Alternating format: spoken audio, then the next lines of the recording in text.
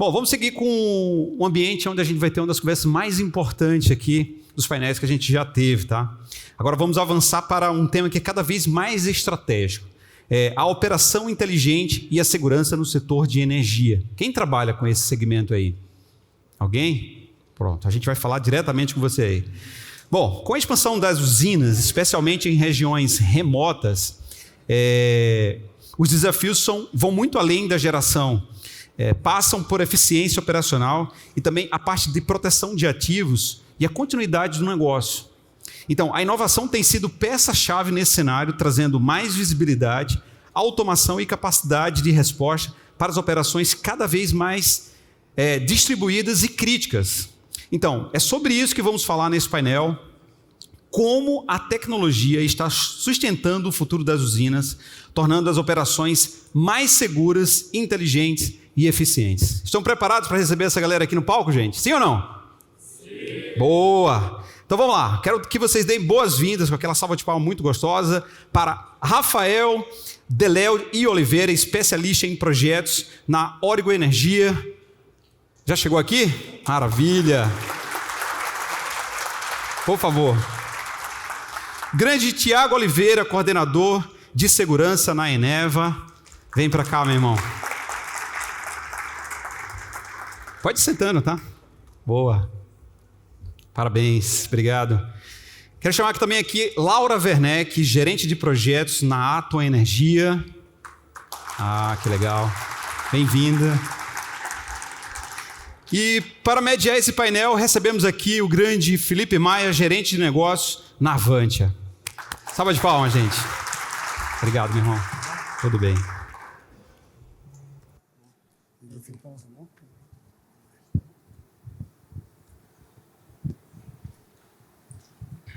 Boa tarde a todos. A gente vai aproveitar o máximo possível do tempo que nos foi dado, né? A gente levantar esse tema bem importante, né? E primeira provocação, a título de conhecimento público, o setor de energia, de geração de energia em países desenvolvidos de primeiro mundo, ele é tratado como um tema de segurança nacional, né? Ele é um tema de alta criticidade, né, para as entidades governamentais. E nessa linha, tá? Começar aqui a primeira provocação, a segurança patrimonial, a forma como a gente trata esse tema nas usinas de geração de energia, independentemente da matriz de energia, ela sempre esteve baseada em soluções tradicionais, com a presença física, e a gente vê hoje um desenvolvimento de novas tecnologias, né, a substituição por tecnologia do que a presença humana, e não só por eficiência, né? Então, na visão de vocês, esse já é um processo irreversível, né? Já é uma política de tomada de decisão dentro das companhias? Aí começar pela Laura. Ladies first, por favor. Oi, boa tarde. Só me apresentando aqui, né? Eu sou da Atom Energia, é uma empresa de detenção de ativos e os nossos ativos são as usinas fotovoltaicas. A gente trabalha na modalidade de geração distribuída. Isso significa que as usinas estão bem pulverizadas no Brasil, né? A gente tem em todas as regiões. Isso traz desafios grandes ali também na área de segurança. E na linha do que o Felipe falou, sim, considero irreversível a questão da tecnologia substituindo a presença física na segurança patrimonial, porque, principalmente, acho que tem 3 pontos muito importantes: a eficiência, o risco e o custo. Acho que isso é muito evidente para a gente no nosso dia a dia e outras empresas do setor, que a gente já conversei com bastante gente por aí também. A gente tem uma questão de eficiência, tanto do ponto de vista de qualidade do serviço, quanto de confiabilidade dos prestadores também. Aqui os colegas nos outros painéis comentaram, né, de casos, inclusive, que as pessoas colaboraram com furtos, com roubos, isso a gente sabe que acontece muito. E também de questão de eficiência. As usinas têm perímetros muito longos, são áreas remotas, são áreas escuras. É muito difícil fazer uma segurança, é muito diferente de você fazer uma segurança física, por exemplo, em um condomínio, em um ambiente controlado, em um edifício. É totalmente diferente, o cenário é outro, né? E também... Perdão, estender para o Tiago também, que tem uma matriz de geração de energia das mais variadas formas na Eneva, né? A Eneva hoje tem no seu portfólio uma série de normas técnicas, como a SPS Code. Como é que você vê esse tema de segurança nacional dentro da tua companhia e de que forma isso é tratado lá também? Bom, boa tarde a todos. Quem ainda não me conhece, sou o Thiago. Como o Felipe falou, trabalho na Eneva. O nosso portfólio é geração de energia termoelétrica e é, como você falou, bem diversificado. Nós temos usinas termoelétricas de gás, carvão e diesel e um parque fotovoltaico também na Bahia.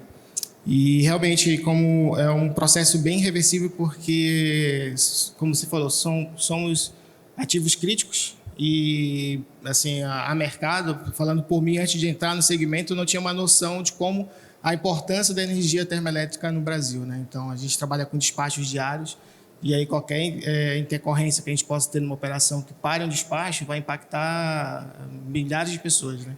Como exemplo, nós somos responsáveis pelo fornecimento de energia do estado de Roraima. Praticamente 85% da energia de Roraima é fornecido pela Eneva, através de usina termoelétrica a gás. Então, a gente tem um ativo bem direcionado de proteção, focado em segurança eletrônica para lá, para evitar realmente qualquer intercorrência, para que senão o estado inteiro de Roraima fica sem energia. Você vê o tamanho do impacto que é, né? Exatamente.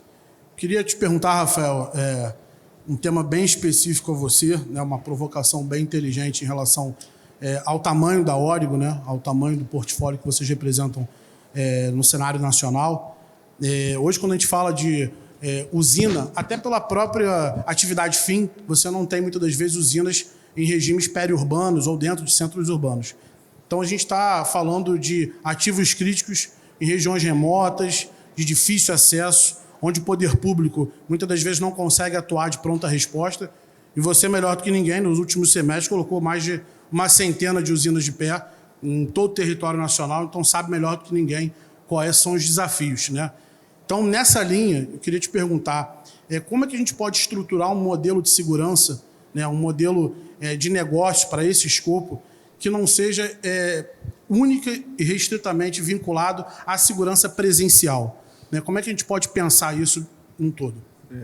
Bom dia a todos, ou boa tarde, né, devido ao horário. Eu venho representar aqui a Origo Energia, fazendo um parênteses, né, assim como a Atom, eu vou explicar mais ou menos o nosso modelo de negócio. Então, a Atom, como a Origo, constrói a usina solar, faz o gerenciamento e a venda dessa energia para o cliente final, né? Então, normalmente, a gente está inserido ali em clientes de baixa tensão, no mercado cativo. A nossa energia ela é um pouco mais barata, então nós conseguimos trazer um pouco de desconto na fatura de energia dos nossos clientes. O grande problema que eu vejo que a Origo enxerga hoje na segurança presencial é a vulnerabilidade da pessoa que está na ponta. Ela se tornar um elo fraco, corrompível e dar acesso ao furto, né? As grandes quadrilhas que vão fazer o furto, roubar os nossos equipamentos. Nós temos um grande problema na questão do furto, que é o risco de imagem. A partir do momento que nós temos uma usina que sofreu um furto, ela ficou parada, ela não gerou energia, eu não vou conseguir cumprir o contrato que eu tenho com os meus clientes. Então, eu já levei um risco de imagem para a minha empresa, eu já não vou gerar o faturamento esperado desse projeto ao longo do tempo, então eu já passei a trabalhar com ele de forma negativa. Olhando para esse cenário e outros riscos, outros fatores intrínsecos ao negócio, a Origo enxergou que realmente a melhor opção é a gente fazer o monitoramento via CFTV, então câmeras com analítico, com inteligência artificial, substituindo o ser humano como primeira barreira. Claro que nós nunca vamos deixar de ter a atuação física de uma equipe de pronta resposta ou do próprio poder público na figura de uma polícia militar. Então, o sistema detectou a invasão, é feito um primeiro alerta para esse intruso, se ele permanece na área, a gente já aciona a pronta resposta ou o poder público ali na figura da polícia militar. Então, assim, hoje nós não vemos uma operação de uma usina, principalmente na modalidade GD solar, que não utiliza o sistema de CFTV. Perfeito. Quer complementar? Não, isso está bem alinhado também com o que a gente trabalha na Atom, nos 3 pilares de detecção, monitoramento e pronta resposta. Acho que é um resumo. Acho que é importante dizer, quando a gente fala de geração de energia, a gente tem aí quer seja um parque legado de geração de energia, uma usina de geração centralizada, São investimentos, gente, na casa de bilhões de reais, né? Quando a gente desenvolve um sistema de segurança, um sistema de CFTV, é algo realmente inteligente para proteger um ativo de bilhões, de 2, 3, 4 bilhões de reais. O Thiago disse aqui que 85% da geração de energia de um estado depende dessa matriz energética. Então, você imagina se tem uma usina invadida, a prestação de serviço interrompida, o desabastecimento energético. Então, muitas das vezes a gente, enquanto especialista, traz para o setor a necessidade, evidentemente, da proteção. Sim, países desenvolvidos, né? Tratado como tema de segurança nacional, as disciplinas envolvidas têm que ter a mesma atenção. E ainda em linha com o que o Rafael trouxe, né, em relação à tecnologia, hoje, de 2 anos para cá, a gente já evoluiu bastante, né? As tecnologias embarcadas, inteligência artificial, as camadas de software. Na visão de vocês três, tá? A contribuição dos três. Essa prática, ela já existe maturidade sistêmica, ela já está bem constituída, ou a gente ainda tem o que avançar em relação a isso? Eu posso começar, acho que falando da maturidade do meu negócio, é algo que é razoavelmente novo para a gente. Acho que, como o Jonathan da Boticário comentou, né, essa interação com as áreas de negócio e trazer aquilo que realmente a gente pode ter de ganho, né, como você falou do ROI. O Luiz comentou sobre o analítico das imagens, e trouxe até uma imagem do curto-circuito. A gente está com o projeto de testar na nossa área de gás, principalmente o monitoramento de vazamento de gás. Então, é um monitoramento muito reativo, precisa ter uma pronta resposta muito rápida, e aí, às vezes, você não detecta e você perde eficiência e tem riscos de segurança para os empregados. Então, a integração com a tecnologia e poder detectar esse vazamento de gás com os analíticos que hoje já tem no mercado, já está trazendo um ganho muito grande para a sala de controle, né? Para poder uma pronta resposta mais adequada, que são pequenos detalhes que fazem toda a diferença numa operação, de você ter que parar e evacuar toda uma usina, ou você já ter um pronto atendimento e evitar a evacuação e a parada também de um fornecimento de energia, né? Então, o impacto ele não é somente na nossa operação, como você falou, da fornecimento de Roraima. Se eu paro a minha operação, além do impacto operacional que eu tenho impacto na vida das pessoas que estão sendo fornecidas pelo nosso serviço. Então, essa preocupação de entendimento do negócio, preocupação de que a gente não cesse o nosso fornecimento pensando no cliente final também faz toda a diferença nessa integração com a tecnologia hoje em dia. Bacana. Para você, Rafael, que tem esse sistema internalizado dentro da Origo, você entende que a tecnologia já atingiu uma maturidade, ou você entende que ainda falta mais o cliente, né, quem opera o sistema trabalhando? Para a atuação da Origo, nós enxergamos que o que nós temos já desenvolvido de hardware e software é suficiente para atender a aplicação. Nos últimos 2 ou 3 anos, nós aprendemos que o TI, aí tinha aqui o pessoal de TI, é fundamental para o desenvolvimento desse tipo de projeto, né, e de aplicação. Porque é fácil você fazer a instalação física de um sistema de CFTV, mas é difícil você conseguir que ele te dê o menos possível de falso positivo, né? Porque como a Origo, nós temos aí mais ou menos um parque de umas 350 usinas, chegando com um legado aí de acho que quase 5.000 câmeras, nós temos uma quantidade de falso positivo por usina muito alto, é prejudicial porque a gente vai cair naquele dilema do menino e do lobo. Que ele vai avisar que o lobo está lá, mas o lobo não está. A hora que o lobo realmente chegar, ninguém vai acreditar nele e o problema vai se instalar. Então, assim, no nosso entendimento, a parte de hardware está muito bem desenvolvida, a parte de câmera. A questão é a gente ter uma equipe boa de TI para fazer a integração do analítico, da IA, fazer um bom funcionamento disso para fazer a detecção que é esperada para que se gere o menos possível de alarme falso. E passa também pelo ponto do treinamento dos operadores, né, do monitoramento, que é muito mais difícil manter um nível de treinamento e operação adequada com os alarmes, né, com os falsos alarmes. Isso, os treinamentos que acabam caindo por terra, né, porque fica ali muitos alarmes e aí se torna uma coisa corriqueira e atrapalha muito o julgamento também na tomada de decisão dos operadores. Isso que o Rafael trouxe é fundamental, porque o ativo, o hardware, ele tem uma tecnologia embarcada, os sistemas têm, Mas o ambiente de uma UFV ou de uma termoelétrica é um ambiente de muita especificidade. Você não pode exigir que você vai instalar um determinado ativo e ele vai funcionar única e exclusivamente da forma como a gente quer. Tem que ter um nível de customização. Né? E a partir desse ponto, né? Só dando um exemplo, Felipe, a gente estava com um grande problema, porque nós instalamos algumas câmeras com analítico.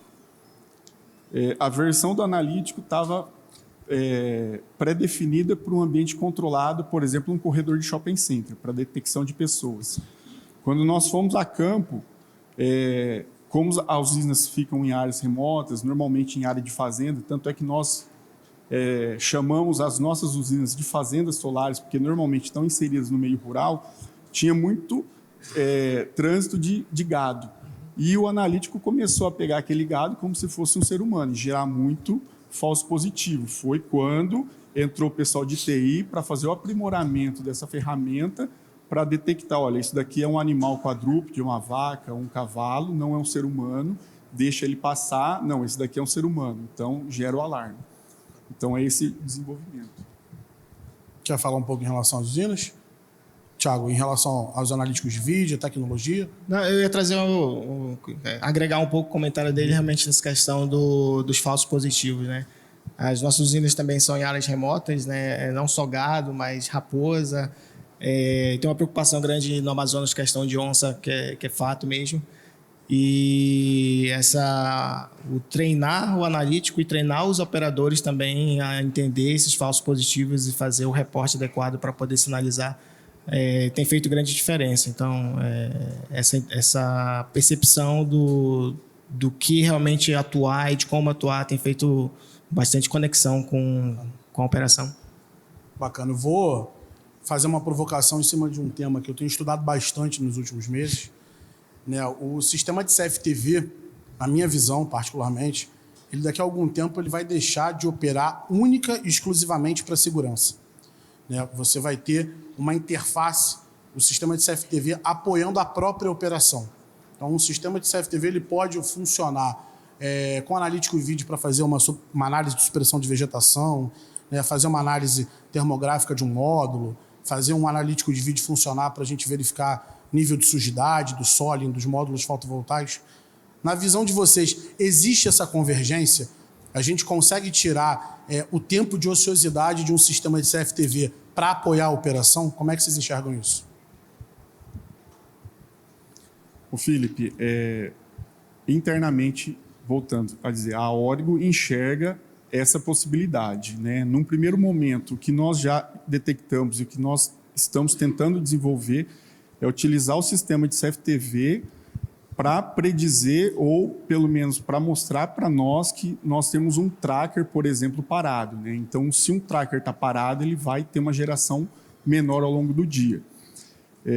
Normalmente, quando um tracker para, ele é insignificante quando a gente olha para o montante da usina num curto espaço de tempo. Mas, ao longo do tempo, essa contribuição dele ou a falta dele vai fazer uma diferença para nós no final do mês. Então, nós já estamos tentando treinar algumas câmeras e implementar o analítico para que ela detecte a parada desse equipamento sem que exista a necessidade de deslocamento de um mantenedor até o local para fazer essa verificação.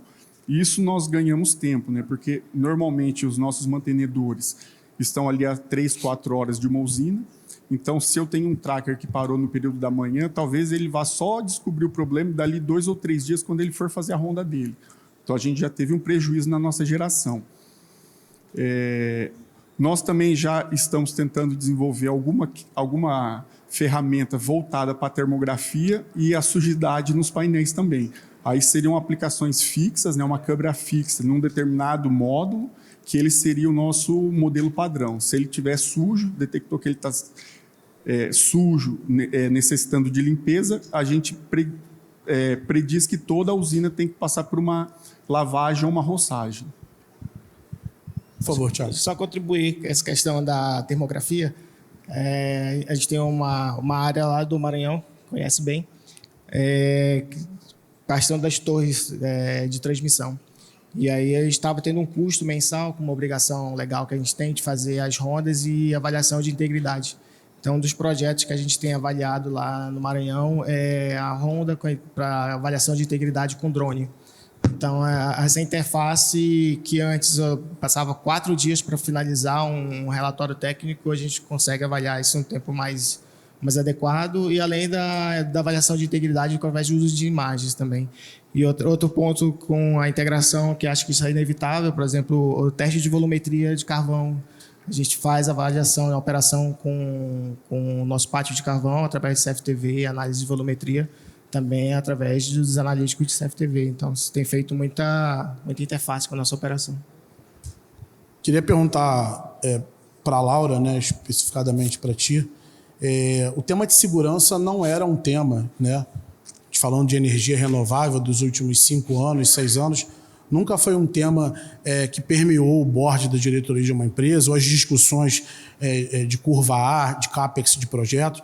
Como é que isso é hoje na realidade da Atom? Como é que é você, onde o core business da empresa não é esse, se vê muitas das vezes envolta em temas relacionados à segurança? A nossa realidade mudou muito nos últimos 3 anos, mais ou menos. Primeiro, claro, porque o setor de GD como um todo cresceu muito, o solar como um todo cresceu muito.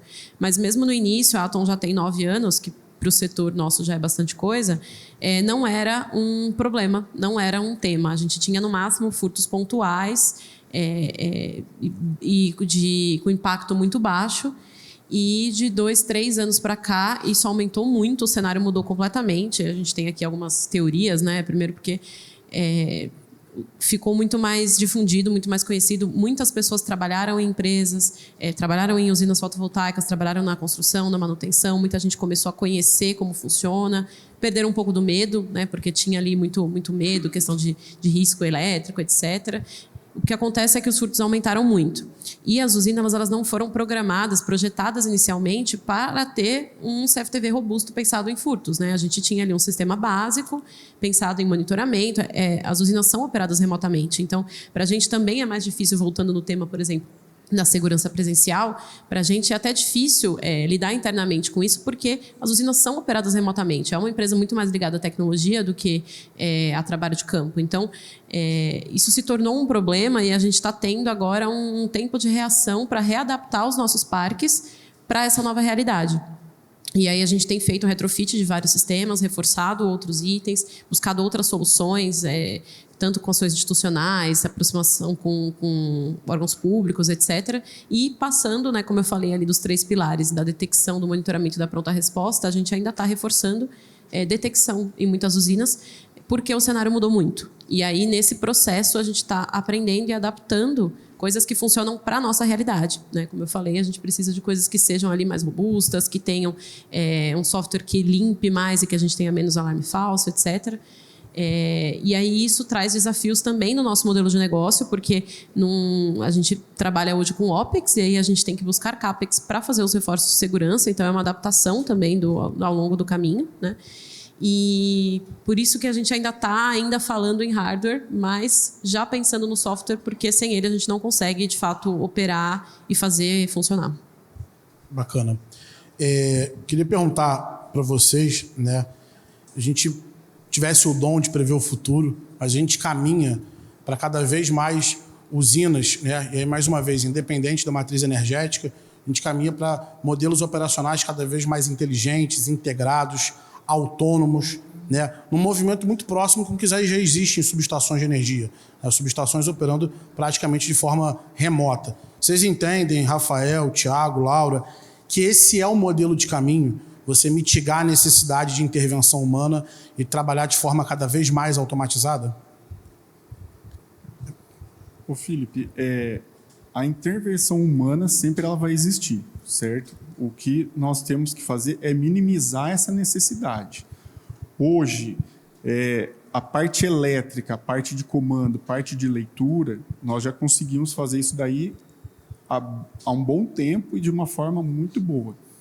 A questão é a parte de segurança. A parte de segurança, principalmente no GD, começou a engatinhar agora, a questão de 4, 5 anos no máximo, conforme a quantidade de usinas foi sendo construída, foi sendo inserida no sistema nacional.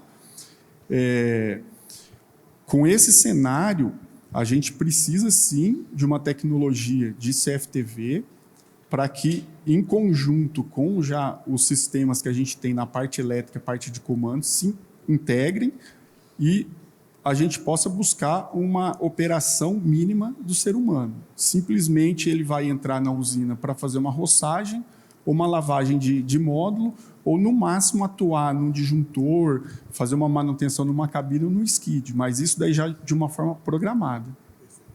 Para você, Thiago. No meu caso, acho que esse futuro ele já é o presente, né? Acho que a gente não consegue pensar hoje em projetos de segurança eletrônica sem pensar nessa integração com tecnologia e inteligência. No meu caso, a gente temos usinas antigas de 15, 10 anos de operação com parque de CFTV, como você falou, um legado já defasado. Então, hoje, até com o apoio da Avante, a gente está trabalhando, pensando num projeto de retrofit das operações focados na eficiência. Então, a busca, como você falou aí, a gente tem CAPEX, ou não tem plantas que tem CAPEX, tem plantas que tem OPEX, como é que a gente consegue defender isso? Então, fazer um business case adequado para fazer um retrofit, um resgate do parque de segurança eletrônica hoje e entregar mais resultados do que somente uma imagem estática é o que a gente tem buscado no presente, né, digamos assim. O futuro é o presente. Bacana. E para você, Laura, que primariza, né, operações enxutas, eficientes, eficazes, né, faz sentido o mínimo de intervenção humana possível e o máximo de automação? Como é que apratam isso? Com certeza faz, e que essa intervenção humana seja direcionada, né, como o Rafael falou, que vá diretamente já com um objetivo a ser cumprido. E no caso da segurança, a gente tem pós-monitoramento o acionamento da pronta resposta. Isso é primordial, porque enquanto a gente tem pessoas lá fazendo um serviço de vigilância que poderia ser feito por tecnologia, essas pessoas também estão expostas ao risco. Né? Elas estão ali, um evento que seria um furto, ele se transforma em um roubo se eu tenho uma pessoa ali envolvida, que aquela pessoa está em risco. Então, e a função dela seria, no caso, muito semelhante ao do monitoramento, que é ter mais eficiente, com muito menos risco e, inclusive, com menos custo. Então, isso também está muito mais alinhado com, como eu falei, a empresa de tecnologia, né, voltada para a tecnologia, a gente já opera remotamente. E também, se a gente for colocar ali no preto, no branco, no papel, é o que faz mais sentido. Não tem como operar muito longe disso, sem ter grandes problemas e sem a gente ver, de fato, minimizar os impactos financeiros dos furtos. Perfeito. Queria aproveitar os minutos que a gente tem, né?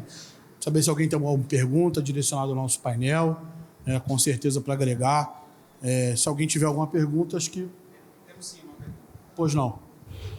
Deixa eu pegar aqui essa pergunta aqui. A pergunta é do Paulo, da PHT. Como vocês têm lidado com os desafios do setor hoje e no futuro no Brasil? Devido às pressões das distribuidoras e da Enel, que vêm desestimulando novas usinas devido a possíveis sobrecargas no sistema, incluindo até mesmo a desconexão de algumas usinas. Como vê isso no futuro do Brasil? Acho que é um tema que vocês gostariam de falar bastante, né? Como é que é isso para vocês? Bastante coisa. Bom, vou começar aqui. Primeiro, a gente está em GD, então a gente tem um impacto um pouco controlado, né, em relação aos GCs, por exemplo, que sofrem muito com os curtailments hoje em dia, mas a gente sabe que é um processo que está prestes a nos afetar também de uma forma ou de outra. Isso passa, desde o início do setor, muito por regulação. É um setor que foi iniciado a partir de uma resolução normativa, a gente não tinha uma lei de fato, e o setor como um todo já se estabeleceu e já começou a rodar e operar, mesmo antes dessa segurança jurídica. Então, teve muita inovação e muita gente foi pioneira nesse sentido e o setor já se estabeleceu mesmo antes disso. Mas, de fato, é necessário, ela foi de 2021, a lei da GD, ela aconteceu, e agora a gente busca, agora que o setor já está estabelecido, existe uma proximidade muito grande do setor com os setores regulatórios, a ANEEL, o Ministério de Minas e Energia, etc., para que essa regulação que vai evoluir e novas que aconteçam, por exemplo, relacionadas ao BES, relacionadas ao próprio Sistema Integrado Nacional, que sejam feitas de uma maneira sustentável para o setor também. porque a gente sabe que tem muitos problemas e eles precisam ser endereçados em relação à distribuição de energia ao longo do dia, mas se isso for feito de uma forma totalmente política, sem ouvir os setores, sem ouvir, de fato, as usinas geradoras de todos os fotovoltaicas, solares e todas as outras, isso não vai ser aderente com a realidade do país. Isso pode gerar outros problemas. A gente tem hoje um problema de excesso em um horário, falta em outro, pode se tornar de fato um problema de falta de energia em pouco tempo. Isso não é alarmismo, a gente sabe que de fato isso pode acontecer e precisa ter essa proximidade com quem está no dia a dia e junto com os setores regulatórios, para que não tenha esse descolamento, como acontece em muitos outros, para que isso seja aderente e funcione de fato para o Sistema Integrado Nacional. Maravilha. Eu só contribuir sobre essa questão de capacidade, que nosso segmento é diversificado, né? Então, tem a questão do despacho relacionado a usinas fotovoltaicas e, no nosso caso, usinas termoelétricas. Então, a gente costuma falar internamente que assim, a gente tem também planta fotovoltaica na Bahia, mas assim, a gente faz a geração enquanto tem sol. Então, como ela falou, não é um alarme, mas tem períodos da noite que precisa ter despacho de usinas termoelétricas, porque você faz ativação e liga. Se for a gás, você liga em poucas horas, né? Se for carvão, você leva ali 24, 48 horas para ativação. E, ao mesmo tempo, durante o dia, a gente tem excesso de energia. E, ao mesmo tempo, durante o dia, você tem excesso de energia, que no Brasil a gente ainda não tem um parque de baterias que, quando você gera energia fotovoltaica, você tem, entre aspas, assim, pouca capacidade de armazenamento no Brasil. Então, você gerou naquele dia, fechou a noite, você já não tem mais a geração. Já no caso do nosso caso de termoelétrica, a gente teve recentemente um leilão de fornecimento de capacidade técnica, que é para despacho. Então, quando há necessidade de despacho, as usinas entram em operação. Então, assim, é uma necessidade latente e é uma necessidade que o Brasil detém. Então, hoje, a gente tem esses dois cenários. Como fazer o gerenciamento do fornecimento de energia de fotovoltaico e como poder ter capacidade de entregar essa energia no momento necessário que o Brasil precisa. Que, às vezes, sai do despacho, eu preciso de energia para daqui a 3 horas. E aí as usinas termoelétricas entram em operação à noite. Então, assim, e por isso que garantir a segurança das operações e apoiar as áreas de manutenção e operação no dia a dia é fundamental, porque se você tem uma ordem de despacho para daqui a 3 horas, você não pode, quando for iniciar a operação, e chegar o gerente de manutenção e falar, a gente não está conseguindo despachar porque furtaram o cabo de cobre dos fundos do galpão, por exemplo, que acontece muito. Então, a gente tem que garantir que isso esteja sempre alinhado com a operação no dia a dia. Que bom. Você até respondeu uma pergunta de um vendedor que foi para o campo, né? E o cliente filosofando com ele, fazendo assim, e se o sol falhar? E se o sol não vir amanhã? Como é que fica todo esse meu investimento, né? Bom, é uma boa pergunta, mas que a gente sabe... Diversificar para termoelétrica. É isso. Bom, gente, Felipe, quero agradecer a você, Obrigado. quero agradecer todo esse time aí que trouxe conteúdo super relevante pra gente. Muito obrigado, quero uma salva de palmas para esse pessoal. E é isso. Tudo a vida.